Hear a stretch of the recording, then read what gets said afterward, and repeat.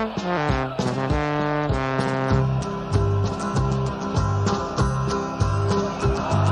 we come, blue and white, and we're looking good. You'll be in for a fight, and we fight pretty good. Getting goals is our job, and we get goals good. Looking good, we are Carlisle United.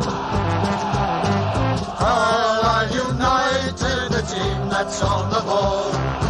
Carlisle United, the team for one and all. You're looking good and we're with you all the way. You'll hear us singing every time you play. Here Ken Les and Neil with a pass. All we're going to do is play a game of football. It's not much to ask, is it? Really is not much to ask. It was Groundhog Day last week, but it feels like it's Groundhog Day every bloody day at the moment for Carlisle United. Hello everyone, welcome to the Brunton Bugle, a podcast focusing on the trials and tribulations, and occasionally we talk about some actual football games of Carlisle United. From Hugh McElmoyle to Brunton Bugle and Sam Hunt to Ian Hart, we've got it covered. This is episode 36, and today we're going to be looking ahead to the midweek trip over the Pennines to face Harrogate Town for the first time. Discussing how the fixture pilot might affect United season, and as usual we'll have the news update and looking at what ex-United players have been getting up to. As usual, joined by one of my co-hosts, and today it's Dan McLennan. Dan, how's it going, mate? Yeah, not bad. I'm just looking up the cost of heaters for pitches and whatnot. The irony is, I know you're down in Liverpool. I'm in Carlisle. It's a lovely day outside. It's quite mild now. I know yesterday morning when I got in the car, I think it was -8 on the dashboard. Today it was only -2, and there's a good winter sun. But as ever, the Warwick Road End roof has played havoc with about 20% of the pitch, I think they said. Yeah, it might be iconic, but it causes problems, I think it's fair to say. It's one of those things, isn't it? We will go, oh, get better covers or get heaters, but then you think, well, why is no other lower league club done it? If it's that easy, then there must be a reason why clubs don't actively do it. It's a shame that we haven't got the GeoFleece anymore. I mean, I know I've seen a few people say, oh, why didn't they replace after the floods and that? Well, I think the problem is I don't think the company who did it does them anymore. I mean, they were trying to push it to like lower league clubs and get them to buy it, but I don't think anyone took it up. I mean, that's the problem. You can still get forms of GeoFleece. I know that from my quick Googling in the last couple of days. And I'm sure I saw the link mentioning it from 2018 when it snowed before we played Grimsby. I think we had like a few scraps of it left, and I'm going to guess. The problem is they haven't got any sort of protection on the GeoFleece either, so once they get soggy, they're soggy and they end up ruined basically. I think that's one of the issues they had back when we used it in 2010. I think I was working in the club then. I think it had a few inches of snow on that time. That's probably not been... Yeah, it doesn't... While it's compacted, it's all right, but once it wettens... Yeah, that I think is where the issue is. But yeah, it's frustrating, isn't it? It's you know, I had this week off because it was my birthday last weekend. I thought I'll take the whole week off, got time to use up, and thought, great, I'll get 3 games to watch during that time. All bloody 3 of them have been called off. It's just mad, isn't it? But there you go. I mean, that just takes us nicely into the news, doesn't it, Dan? So the main news today is the fact that it's become a bit of a regular occurrence. United's fixture against Crawley this weekend is off. You know, but they've made some efforts to try and get it on, and we obviously saw with the late Norwich game, we moved that to a 2:30 kick-off in the afternoon to try and get that one on, and that still bit the dust as well. So it means that we've now had 10 games called off in the last 45 days, and it's not just weather related, it is COVID, and there's obviously the issues with at Harrogate with the power cuts there. So it just seems like we're cursed at the moment, doesn't it? We just can't get a game to go ahead. Yeah, and what a running it's going to be, starting ironically at Harrogate. I mean, I've just been doing some quick calculations, and I think we now have 23 games in 82 days. Yeah. Assuming tomorrow's postponed game slots in the last available Tuesday, we are now playing Tuesday, Saturday every week, apart from Easter, where we play Saturday, Friday, Monday, Saturday. Yeah. So, I mean, worst case scenario, if another game went, they could maybe move the Easter games to Saturday and Tuesday to create another Tuesday. I wonder if they might even do that with the Crawley game, possibly. Just try and slot it into that Tuesday before the Good Friday game, because possibly they're not keen very often, are they, and moving that Tuesday game to the... the league don't like having games in the last Tuesday of the season. For the last time we did that, funny enough, was against Crawley. It was that game that we went to. Remember that one? I try not to remember. It was a dreadful game. It wasn't very good, was it? No, it was the an worst awful game. 0-0 in history, wasn't it? Yeah, pretty dire. No, it's going to be some running, and but nothing to be afraid of, you know. No. Hopefully we can get a head of steam up and off we go. Well, we'll have a little look at that in a minute after we've done the news bits, because we haven't got any matches to review, and you know, we might as well talk about something. We're going to freestyle it, but we're just going to have a chat, basically, I think, for 5 or 10 minutes. But what Lee had for his birthday tea and stuff like that. Yeah, stuff like that. It's very nice tea, actually. I had a lovely chippy tea I did. Anyway, so the next bit of news is about the EWM loan facility. A bit of an update on this. So United's part owner and club director John Nixon, he's been speaking to the club website and the media this week, hasn't he, Dan, to discuss what's happened with the... Because if anyone's been living in a cave for the last few years, they might probably know that the club has had a loan facility with Edinburgh Wooler Mill for the last 4 or 5 years now, I think, maybe, something like that. Yeah, it'd be about that, won't it? Yeah, essentially, it replaced the loan facility we more or less had with Pioneer Foods, which replaced the loan facility we had with Story Construction for God knows how many years. It's kind of a weird one, isn't it? It's like we've had a constant about £1 to £2 million debt probably for the last 15 years. To be fair to Fred Storey, was it at Christmas time that he wrote it off, I think?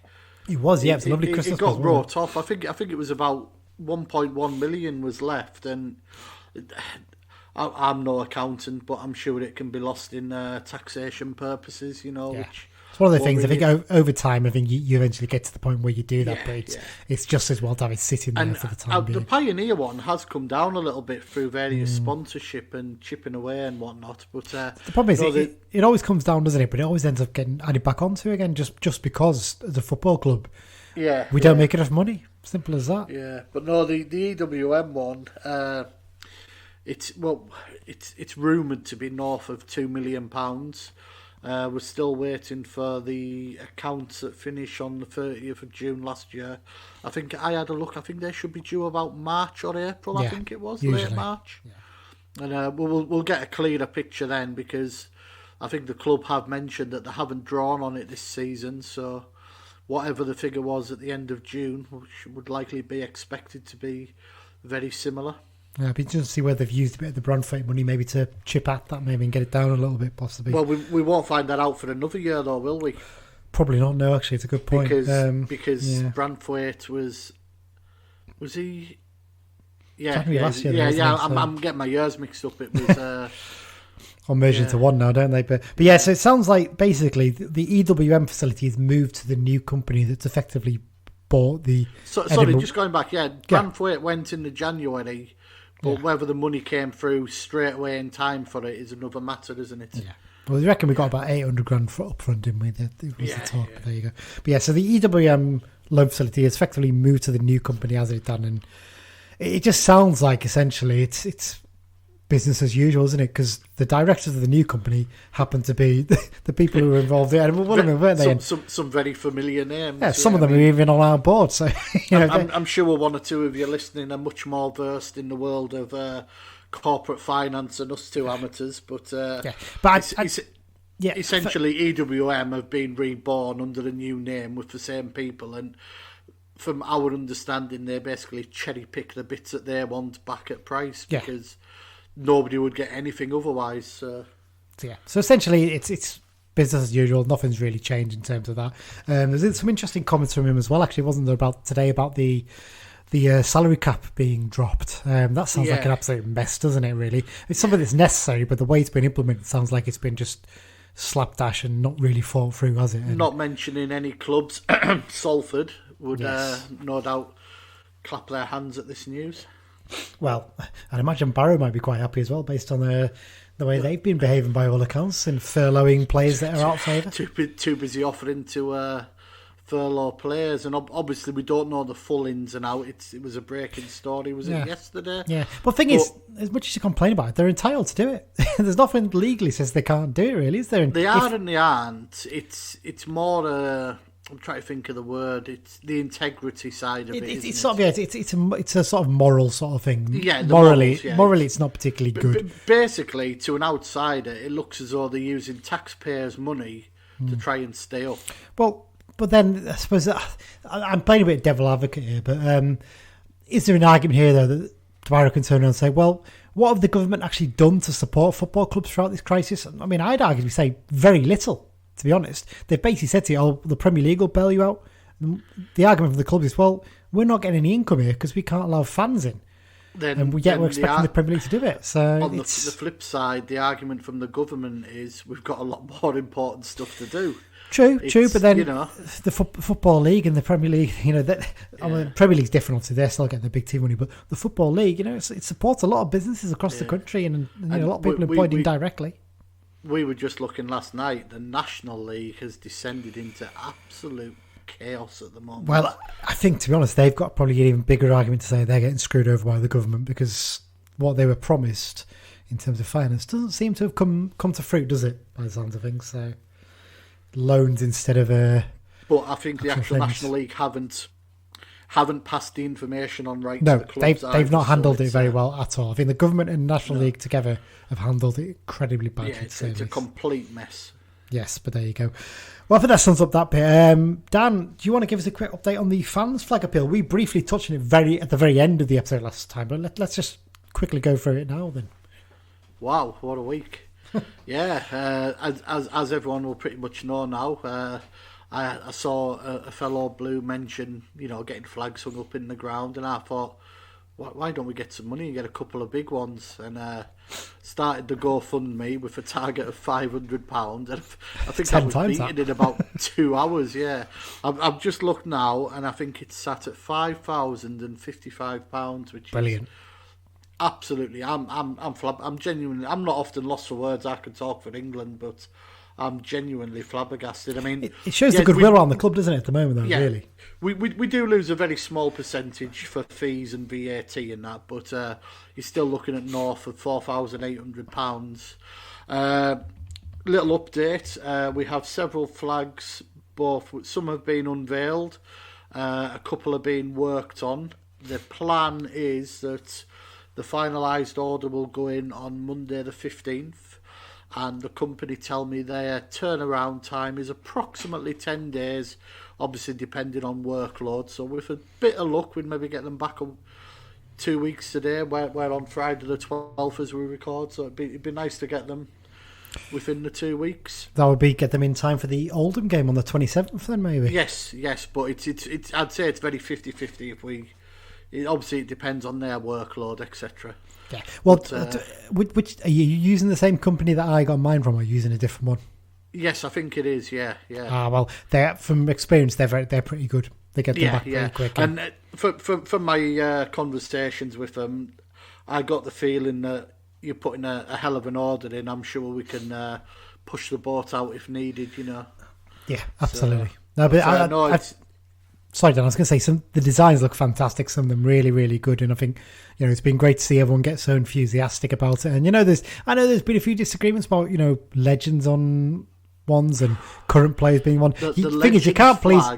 Oh, it's a nightmare, isn't it? The Legends flag, I think it's something the club needs, and it's a great idea, but getting the right legends. I mean, everyone's legends are different for various reasons. Yeah. And I put a post on the Be Just group saying what defines a legend. I think that got about 75 replies. Do you know what, Dan? You should have done. You should have just got a 50-foot by 50-foot mural of Ian Stevens. I mean, that would have done the job. Quite frankly, I think we'd have both. Yeah, Ian Stevens and Paul Prodlock in a naked embrace or something like that. Yeah. There you go. But no, it's fantastic, Dan. It's been really, really good. And we should have to actually say, because I know a lot of people have, it's been reported, I know it's probably just an easy way of tagging it to something. They've said it's a Cumbrians.net thing, but I don't think it is. It's more of a fans generally, isn't it, really? I mean, we've the main organisers have sort of led the way. We've led the way with it and set it up. But it's been fans. I mean, QOS do get a bit of bad press, but fair play. They chucked a couple £100 in. Hey, Chris Beach did. Chris Beach put £50 in. Yeah, I've obviously had a few conversations with Nigel Clibbins at the club, who has been excellent with it. He let me and another blue in last week to measure up. He's answered any queries we have regarding images, etc. He's been excellent with it. So a big thank you to the entire Blue Army, the club, and John Coleman. A couple of great articles supporting it. It's just been a mad week because at the start of this week I was in work most days, so when I was getting a 10-minute break, I was looking at my phone and I'd have about 200 notifications. It was insane, wasn't it? Yeah, insane. But there you go. Hopefully, the end product will be worth all the. It's not hassle. It's certainly not hassle, but all the fun. The fun, that'll be about absolutely work. right. Well, that's the news section done, Dan. So we've got no matches to review, have we? Because there's been no games.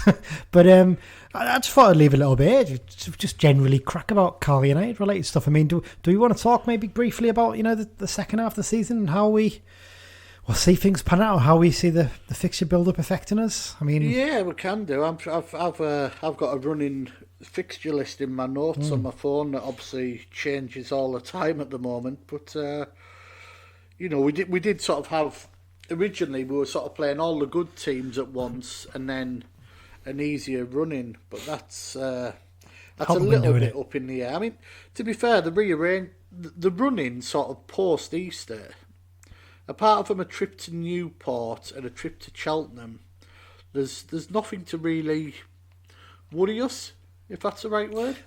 What I'd say is, a lot of those teams, with the exception of maybe Cheltenham, on the 27th of April, their season's potentially going to be over. Yeah. When you look at it, they're probably going to be out of contention, a lot of them. I mean, it's strange. I'm kind of a little bit disappointed that we didn't stick the Orient game in where the Cheltenham game's gone, because it would have been quite funny to play Orient back-to-back in the third last game and the second last game of the season. Or something. That would have been quite insane. Well, it would have been the fourth and the third now. The fourth and the third, yes. May. Of course. But yeah, I think when you look at it, March is the month that's really packed at the moment, isn't it? And when you look at that at the moment, I mean, Colchester's a long trip. I mean, I'm surprised how bad Colchester have been this season. I mean, I didn't think they'd be in playoff contention again, but they've really dropped off because they've always been up there, haven't they? Challenging for the playoffs. I'm just counting up as you're talking there. You're saying March looks packed. It's got 8 games, but so's April. True. Yeah. But I think also April, the first game, I suppose they do both start on the second, don't they, actually? Yeah. That's a fair point, actually. There's just loads of games in there. That's the problem, isn't it? There's just too many games to fit in. I think you're going to see a lot of the squad used. I think defence probably was going to likely stay the same as much as possible, isn't it? I was having to count up while I was just waiting for you to get sorted before we recorded, and our squad, according to Wikipedia, is 30 players listed. One's Lewis Bell, who obviously we know has been struggling post. He's possibly got long COVID, I think. And so we can't really count the lad, and obviously we all hope he's on the mend. Yeah. Then we've got the 5 first-year pros, Barnes, Birch, Lightfoot, Wilson and Armstrong, who's broke his ankle, was it? On his foot? I'd imagine Armstrong with a broken ankle. He's not going to be available. He's probably not going to be available. He's one of those ones they might, if they're being kind, might give him another year to try and show what he can do. But the fact that he hasn't been much involved much anyway. Taking apart that half a dozen, that leaves us with 24 players in our squad. Of those, George Tanner isn't too far away. Yeah. I think Chris Beach said midweek that Danny Devine's about 4 weeks away, was it? Yeah, I think he said that, yeah. And unluckily for Morgan Feeney, he's picked up an injury, obviously on the same day that young Armstrong did, which probably put him back a little bit, but... yeah, with broken foot. I don't think it was bad, was it? Well, broken foot, it just depends what he's broken, really, doesn't it? That's the thing, what bone he's broken, how long it takes to heal. It might be one that's only maybe 8 weeks or something like that, I don't know. We are guessing, literally, when we talk about what his injury might be doing to him. But, it'd be interesting to see who gets used. I wonder if those 4 first-year pros that are left, I wonder if they might start to get the odd place on the bench, because there's play pick up knocks. They probably get used on the bench. The law of averages, with such a heavy schedule, we are going to get the odd injury. We will probably get the odd... we might get a couple hit 10 bookings with so many games. Mm-hmm. But, we'll see. Yeah, it will be interesting to see what happens with that. Like I said, I think the midfield's a place where we're going to end up rotating quite a bit. Obviously, we've got the issue with Danny Devine not being available at the moment, but you've effectively got 2 sets of 3 that you can use there, haven't you, really? And your first choice, like we've said, is Mellish, Riley and Guy. And your second choice, presuming Devine's obviously still out for a little bit longer, would be Dixon, Charters and... who's the other? Furman. Furman, of course, yes. I mean, it's a young second choice, but... taking Furman out of the equation there. I was going to say... Furman's a bit older. Furman's a bit older. I think you'd take that. Oh, we said that, yeah. But yeah, and obviously attack, we've spoiled for choice there. But we've obviously got Dickinson, who could probably slot into midfield, I think. I think he looked good against Forest Green when he came on and played in that sort of almost in the Mellish role, didn't he? For a lot of that game. So, we need to see how Dickinson gets on. As well, we know he... if we did get injuries up front, we know he can play sort of left on a free as well, so... Yeah, so we've got. I think one of the keys is we've got two or three players who can play in 2 or 3 positions. Joe Riley and Danny Devine can both cover at the back as well as play midfield. That's true. Mellish could drop back in defence if needed. Yeah. Dickinson can play anywhere on the left. So. Yeah, that's true. Yeah, Alexandra can drop back a little bit. You can, yeah. Yeah, that's a fair point. Fair point indeed. I can't think of anything else we're going to have a chat about. I mean, I was going to ask you, we were going to sort of do a little thing, weren't we, on our favourite away days or something like that, but I think maybe save that for another episode, possibly, if we can... we could probably do that as a special, to be honest, and maybe invite a couple of listeners in. Absolutely. It'd be great to get a few people on and discuss those kind of specials, things. We do have more on the way. We do. The kids one's going to come out early next week. I just need to edit that over the weekend. I've got a bit of time now. Now we haven't got a game on, so there you go. Did we mention possibly leaving the 05 or 6 2-parter to the summer to fill a couple of weeks, possibly? I think, yeah, we might drag that. I might have to have a listen. We might have to actually record that one again because it was early days and I'm not sure it was... I was quite as sharp, should I say, in terms of the presenting of it and all that sort of stuff. Well, I think that's it for the first half then, Dan. Nice and brief for once, but we'll be back shortly. In fact, before we go to a break, I'm going to ask you a quick question. I saw this today. Now, this is a quick question. A bit of a mouthful, that one. I know some people don't like us doing these quizzes, but we're going to do a few more of them over the season. I haven't had a chance to do a proper one this week. But here's a quiz question for you, Dan. So the question I've got for you, Dan, is... which 2 teams do Carlisle United have a 100% win record against in the Football League? Now, we'll be back with that one after the break, so get your thinking cap on there, Dan. I think you probably know one of them. I definitely know one of them, and I'll have a good guess at the second. Okay. We'll be back shortly after this break. Hi, this is George Tanner. You are listening to the Brunton Bugle. There you go. There's our new little break thing. There's George doing his little bit for us. We enjoyed that little chat with him, didn't we, Dan? It was really good. Yeah, and can we just say some of the feedback we've had from listeners has been brilliant. So it's been fantastic. Thanks very much. Hopefully the first of many over the years. Definitely. And from what George said, like some of the other lads would definitely be up for it anyway. And he was really good crack and really honest, I thought, actually, as well. I mean, he could have hinted on a couple of things. Like we asked him about the Salford loan, and he could have said, "Oh, I had a knock, and I was struggling," but he just said, like, "I just wasn't picked. I don't know why." And he basically said that he really enjoyed the performance against them. Then he gave it a point to prove. So we could tell that, couldn't we? yeah, definitely. The way he was talking was brilliant. But yeah, no, he's really good, George. And thank you again to him for giving up his time. Okay, we're into the second half now, then, Dan. So I'll quickly do the quiz question answer for you. So there's 2 teams then who've United have a 100% win record against in the Football League. Which teams are they? Well, one of them is Everton. Correct. We won both games against them in the First Division season. And I'm edging towards one of the more recent teams for the second one. It's not. It's a very early one. What I'll say is it's a very early one, and it's a team that I think it still exists in the non-leagues, but it's quite low down in the non-leagues, I think. So it's a... Oh, right. Come back to me on that. Let me have a rack of the brains. Okay, we'll come back at the end of the show. But there's a good little quiz question for you all. Okay, well, let's look ahead then to an actual football game then, Dan. United take on Harrogate next Tuesday. It's a 7 o'clock kickoff, as every midweek game seems to be now, doesn't it? It's I think the Colchester game's moved to a 7 o'clock kickoff now, hasn't it, as well? I think most of them will. I think they're gradually just doing it just in case fans are allowed back, and basically if they are, they'll just stay as the normal kickoff time, won't they, I think. So the referee for this game is Seb Stocksbridge. He's quite regular in the lower leagues. I think he referees us 2 or 3 times a season, doesn't he, Seb? His last United game that he refereed actually was the 3-2 win over Newport earlier this season. He gave us a penalty in this game, didn't he? I think it was a very cute play from Coyote to put himself between the man and the ball, and he got taken out, didn't he? Just coming out of the box, so clever there. Interestingly, I've noticed who the 4th official is for this game, Dan. It's Bob Madley.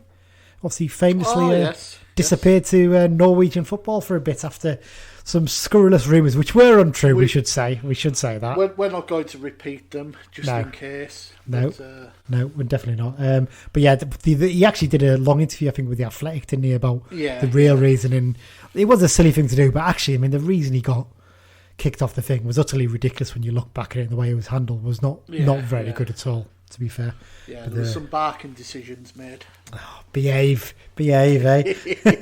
But there you go. Okay, well, let's get on to the history and facts about Harrogate Town. These are the same ones I did in the Christmas preview episode, but it's been that long ago. I might as well just rehash it. And why put out any new material when you can go through the great hits?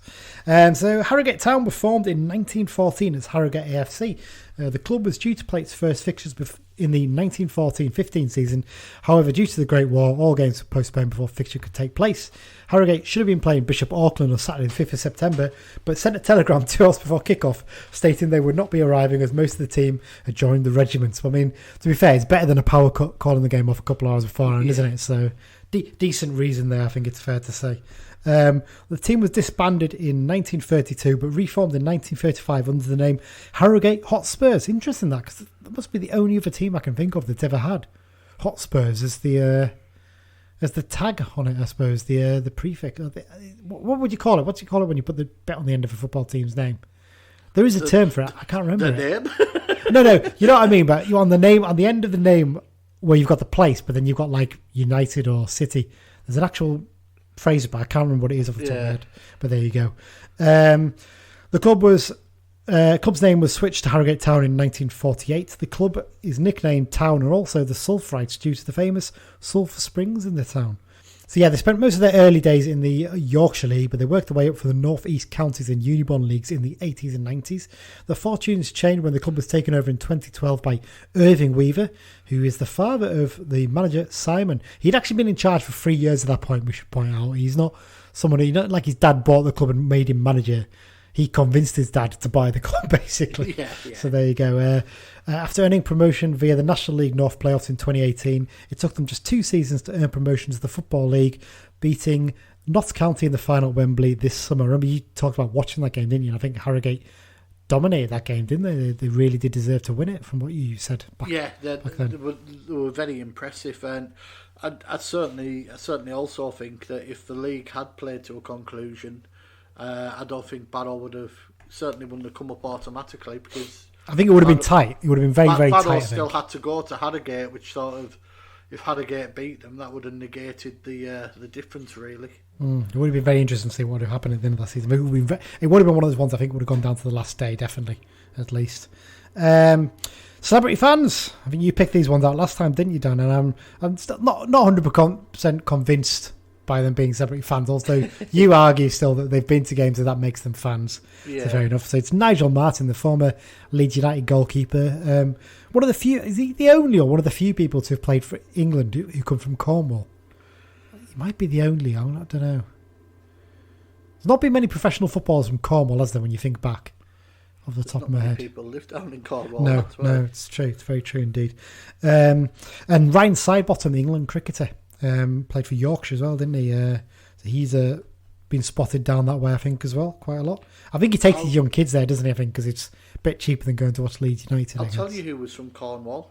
Who? Matthew Ebrington. Of course he was. Yes, you're right. He was from Truro, and I know that because I've been on holiday in the Truro area years ago, and I learned that fact. Did he actually play for England in the end? I knew he played for under-21s. Because I remember he made his debut for Peterborough when he was 16, didn't he? And I think him and Simon Davies were in the team at like 16 and played against us for Peterborough. I don't think he did. It was round about the time we went down to Peterborough and won 2-0. That game you went to, where John Durnin scored two unbelievable. Like, you think, like, if you're going to score, you're only 2 goals for a club. The 2 goals he scored that day were just outrageous, weren't they? They're worth looking up on YouTube, put it like that. Like, one of them he curls in the top corner, and I think it's the second one where he just beats 2 men, edge of the box, looks up and just chips the keeper in off the bar. It's just stupid. But anyway, going off a bit of tangent. I'm going off on the tangent. I've just had a quick Google, and there is quite a few from Cornwall over time. Well, there you go. He's one of the few professional footballers. 32 of them. Well, there you go. A lot of them are old. Yeah, well, there you go. One of the more recent ones, anyway. Yeah. There you go. So that's a Celebrity Fans head-to-head record. And last time we met, well, we've never played them. So there's not. Well, we have, but for 10 minutes. Unfortunately, that was all it was last time. I mean, I think the fact that they secured promotion to the league only on the 2nd of August, I think a lot of people were expecting them to struggle a bit this season, weren't they? Especially as they have a particularly small squad. But they surprised a lot of people, didn't they? They started the season really, really well, and they got themselves up into the playoff positions early on, and there was a feeling of, they could be the dark horse this season, wasn't there?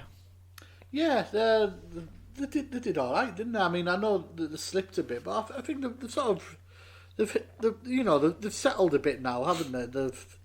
Their form dropped off a lot after that good start, but they've actually picked up a little bit recently. And they had a good win over Newport a couple of weeks back. The big Crawley as well, didn't they? I think recently. Yeah, and they got a draw away at Salford. And I think they drew with Exeter at home, so they're more than capable of holding their own. Yeah, definitely.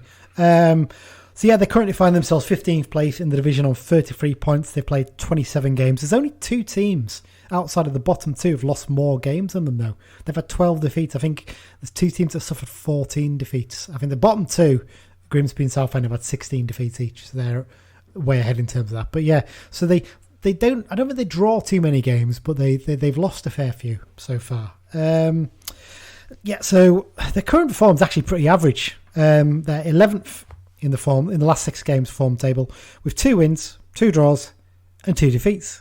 United are 6th in that table. We dropped down to around about mid-table 1 point, but because we haven't played, another team that's struggling a bit, we've just gone back up again. Basically, it's kind of weird. I would say inconsistent is probably the fairest word for Harrogate's form when you look at it. Yeah, they're inconsistent, but they're not like consistently bad. Basically, are they? Essentially, that's where they've picked up a bit.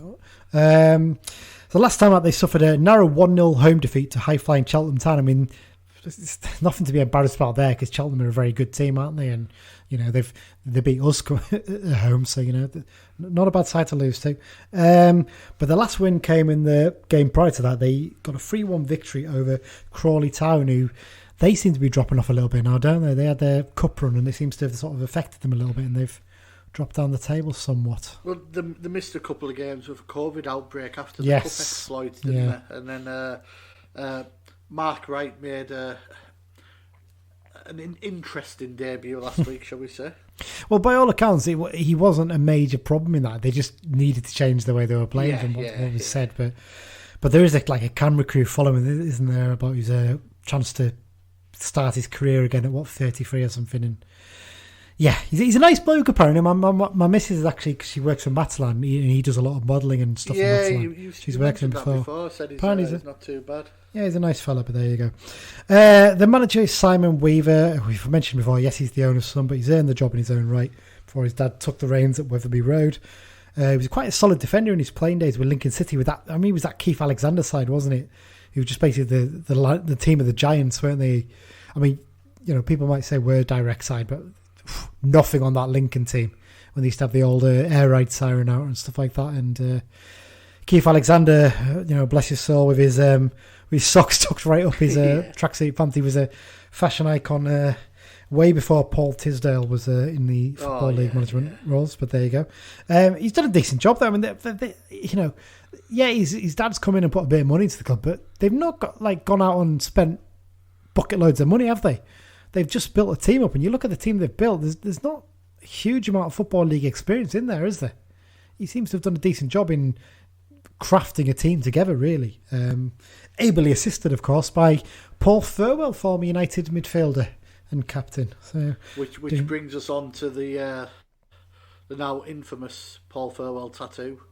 One day you will hear our appeal, and one day you will get in touch. We need to see it. We just need to see it. Every time we mention Paul Furwell, it gets... I'm not so bothered about seeing it again. I just want to know the story well, there you go. Yeah, that's the thing we need. So they came into the season with probably one of the smallest squads in the division, I think it's fair to say. And after the drop-off in form, though, I think they've sort of recognised they've needed to strengthen a little bit, haven't they? So they've made a few signings in January.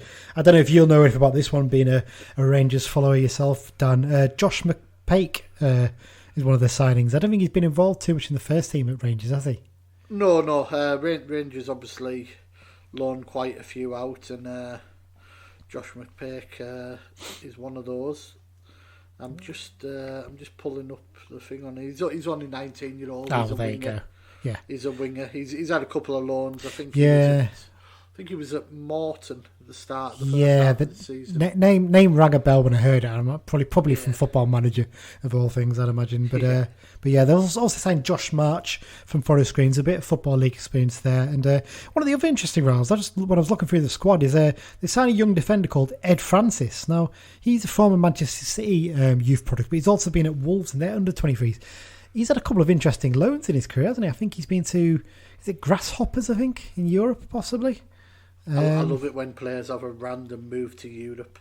Well, I'm guessing it's going to be loan spells because obviously they've got links there. Almere City, who obviously former United loanee Elias Sorensen is there at the moment, isn't he? And also Grasshoppers, he's been out. Do Almere not possibly have a little link up with? I think they possibly do. That would make sense. And Grasshoppers, I think, was when he was at.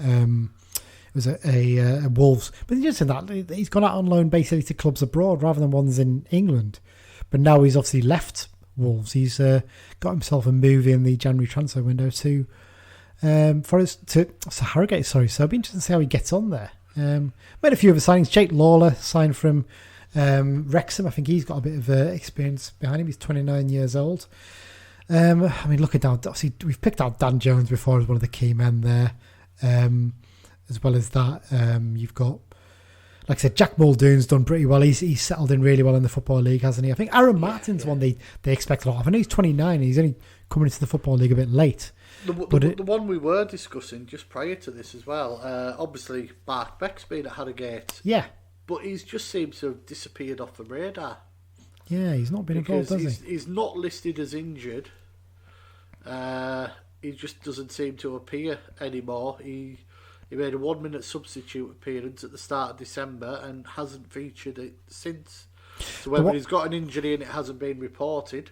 Yeah, the one issue Harrogate have got, and it's a similar issue that Barrow have got, and one that Salford did have when they first came into the Football League, is, as we all know, there's a rule in the Football League that at least one member of your match day squad has to have come through your youth system. They have to be a homegrown product. Now, we've been a bit cheeky on that one in recent years, haven't we? I think we had Danny Granger at one point covering that.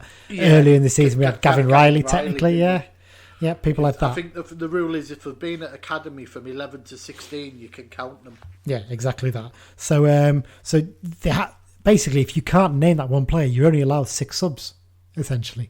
Now, we've got Taylor Charters in there now, and luckily, Taylor's done really well, and he's basically earning his place on the bench now. He's basically a first-team squad member. He's not just on there as a token gesture to fill the rule, is he? Yeah.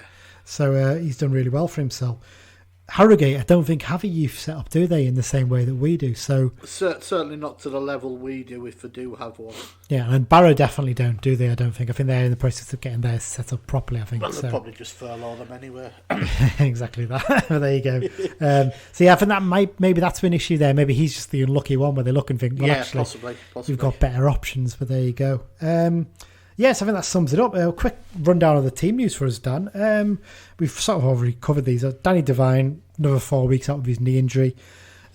Morgan Feeney's got his broken foot, not sure when he'll be back. Jamie Armstrong, broken ankle, probably not back before the end of the season, would be our guess there.